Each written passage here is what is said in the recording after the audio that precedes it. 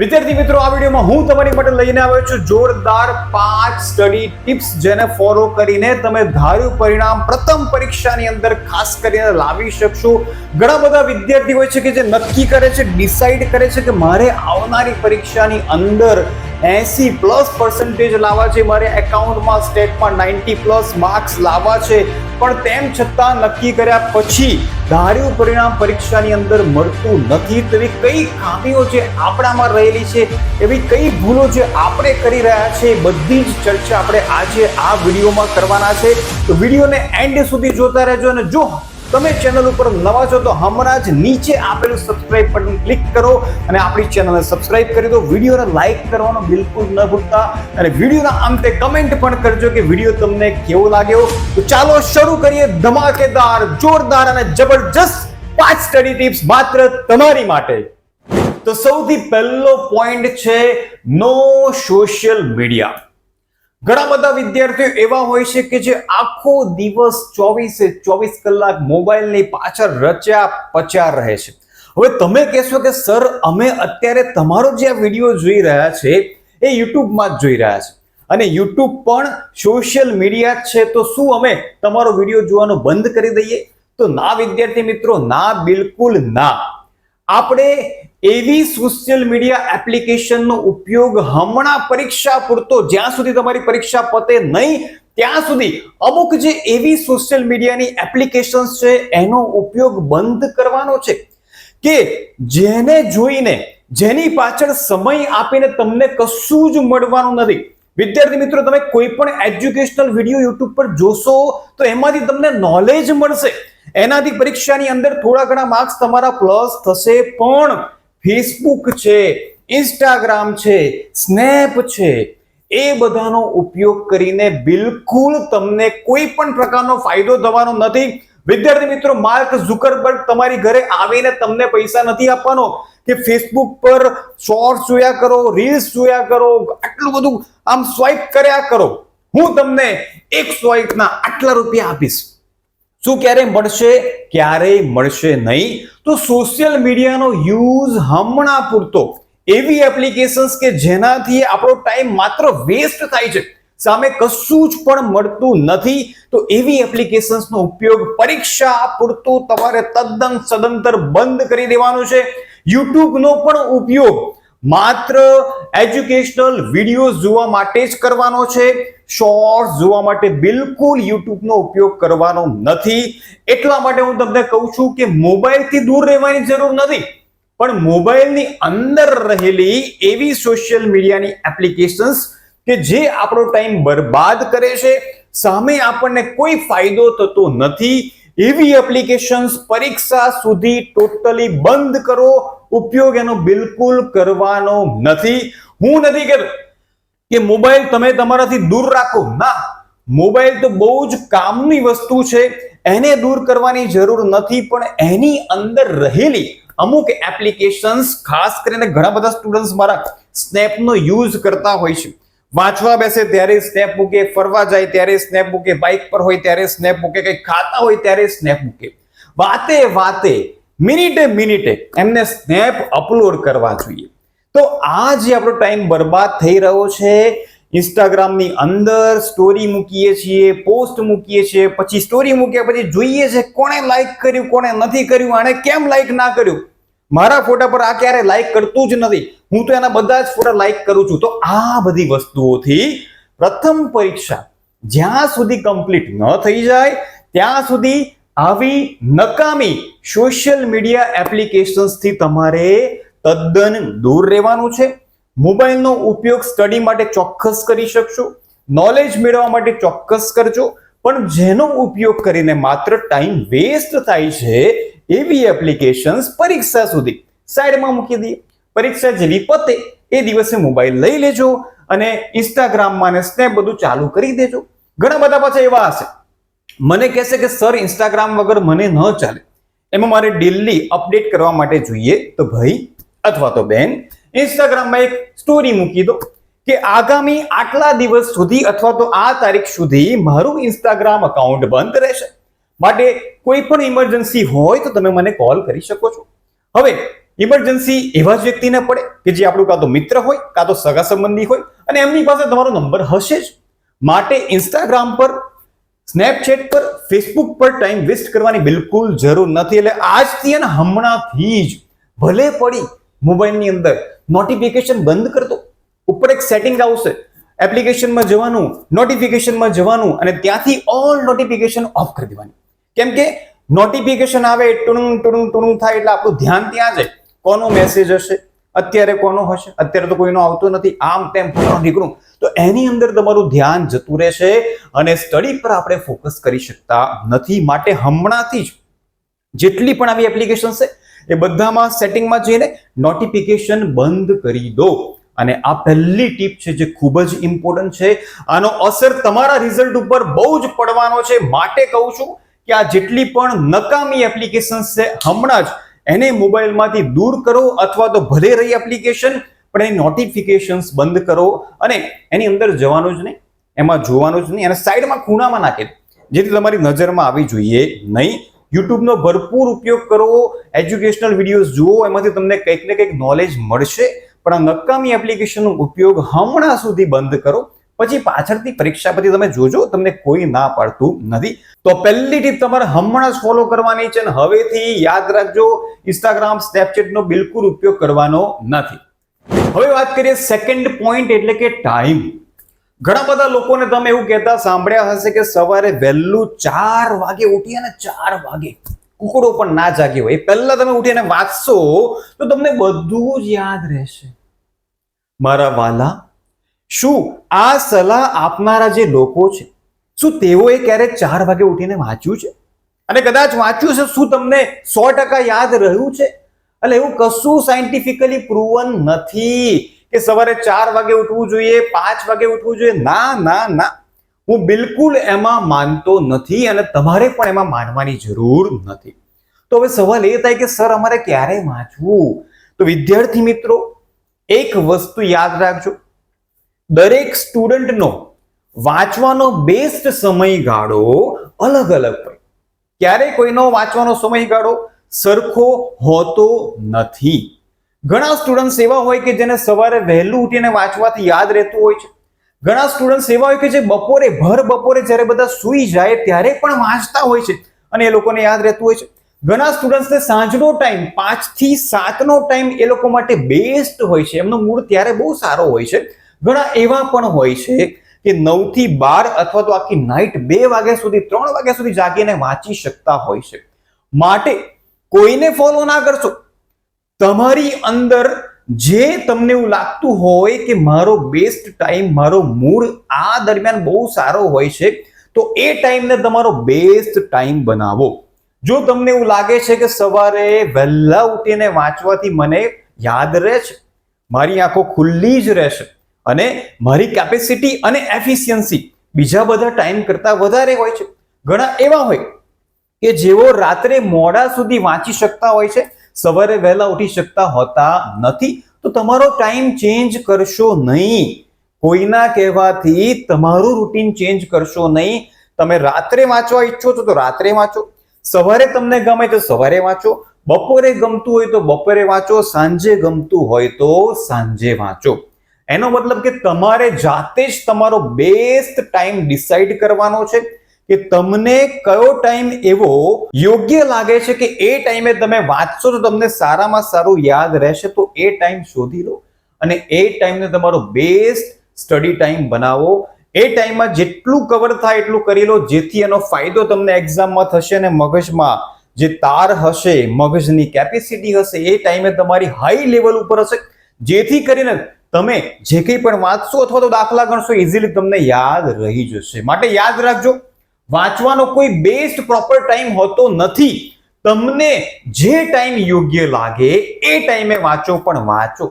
પછી એવું ના કહેતા સર મને તો સવારે નહીં ગમતું, મને તો બપોરે નહીં ગમતું, મને તો સાંજે નહીં ગમતું, મને તો રાત્રે નહીં ગમતું, મને તો વાંચવાનું જ નહીં ગમતું. તો એની માટે આ ટીપ નથી. એટલા માટે કહું છું કે તમારો બેસ્ટ ટાઈમ ડિસાઈડ કરો. પરીક્ષા ખૂબ જ નજીક છે અને સમય ઓછો છે.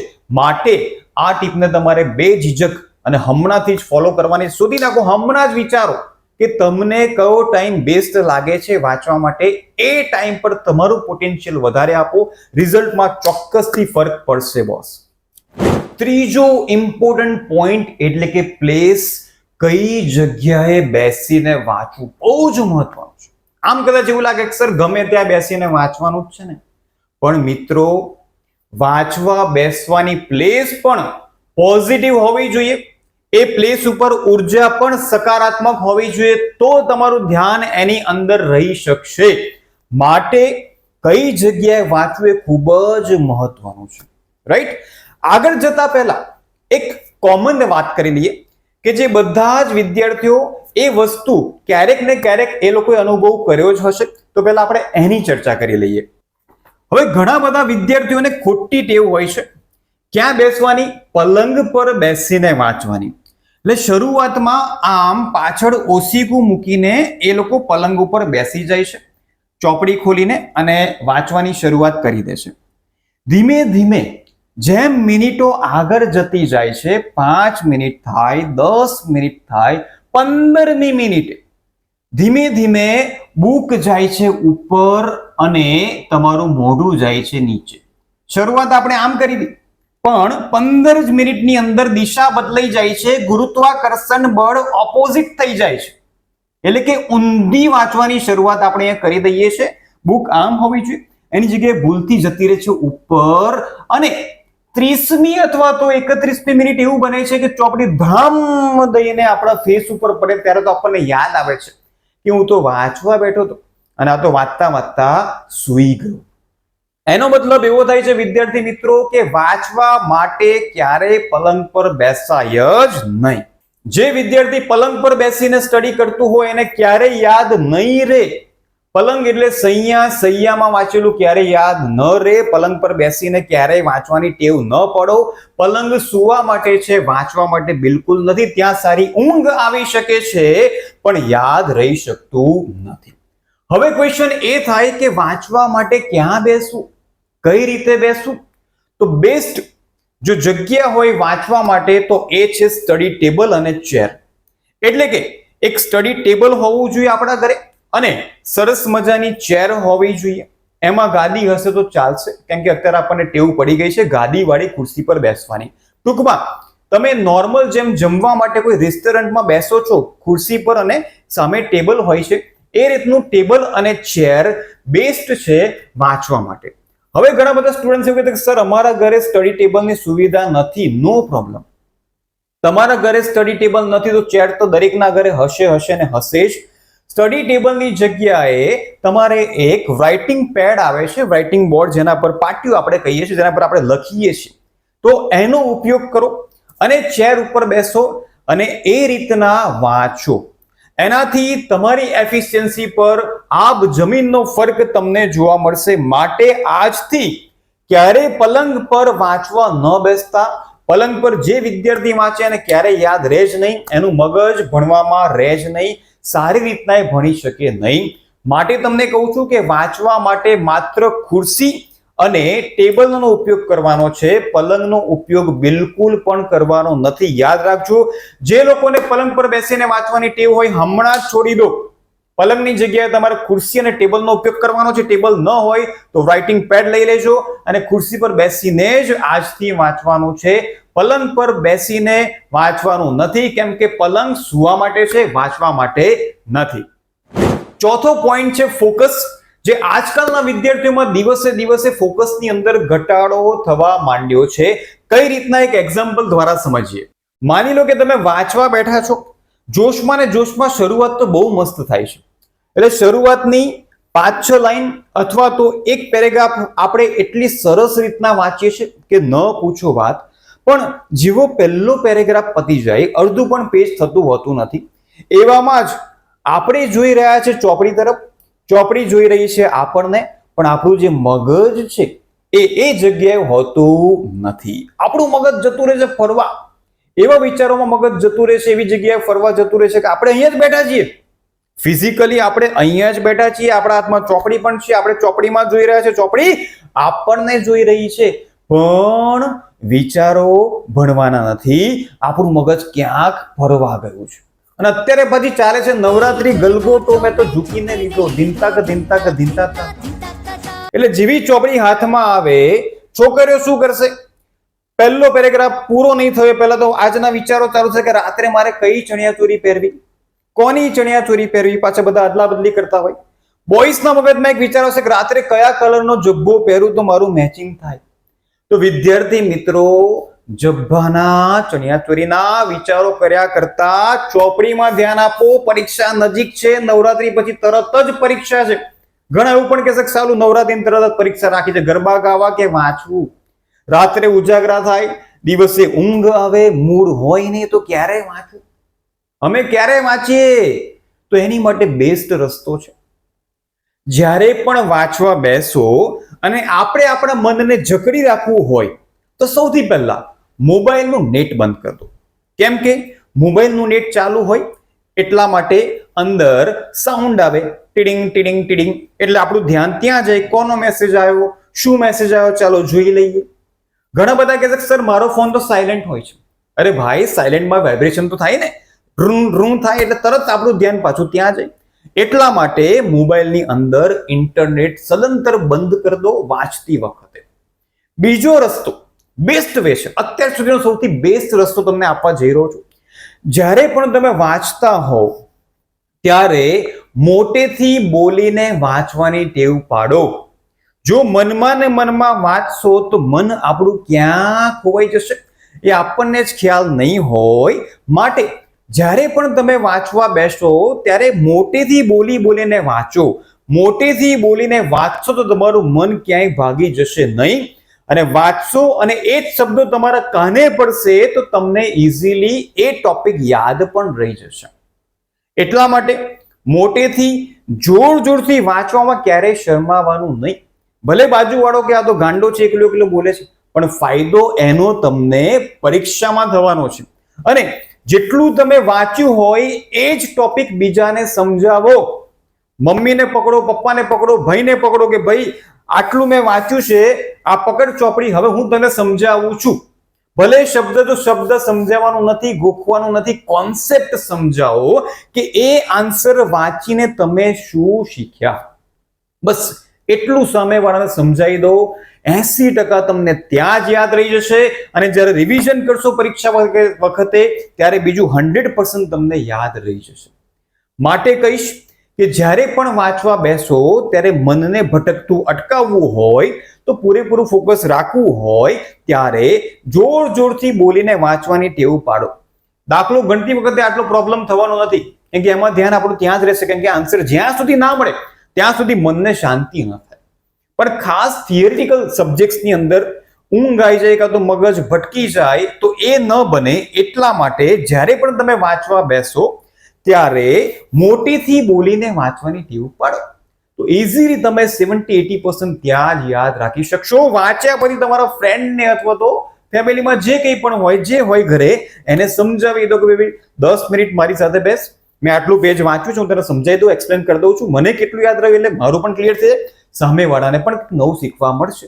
અન્ડરસ્ટેન્ડ? તો જ્યારે પણ વાંચો ત્યારે મોબાઈલને દૂર રાખો અને મોટેથી બોલીને વાંચો, જેથી સારામાં સારું તમે એ ટોપિક યાદ રાખી શકશો. અને છેલ્લી ટીપ છે બ્લુપ્રિન્ટ, જે ઘણા બધા સ્ટુડન્ટ્સ ક્યારેય ફોલો કરતા હોતા જ નથી. અને જ્યારે માર્ક્સ આવે ત્યારે 100 માંથી 20 માર્ક્સ આવે, 25 આવે, 28 આવે, 30 લટકી જાય. એવું ન થાય એટલા માટે તો ગુજરાત બોર્ડે સરસ મજાની બ્લુપ્રિન્ટ આપણને આપી છે. ફોલો કરો ને બાપ, રાઈટ? તો એકાઉન્ટ સ્ટેટ બંનેની બ્લુપ્રિન્ટ અને આઈએમપી ક્વેશ્ચન્સ તો વિડીયો આપણી ચેનલ ઉપર અવેલેબલ છે. હજુ પણ ન જોયો તો જોઈ લેજો.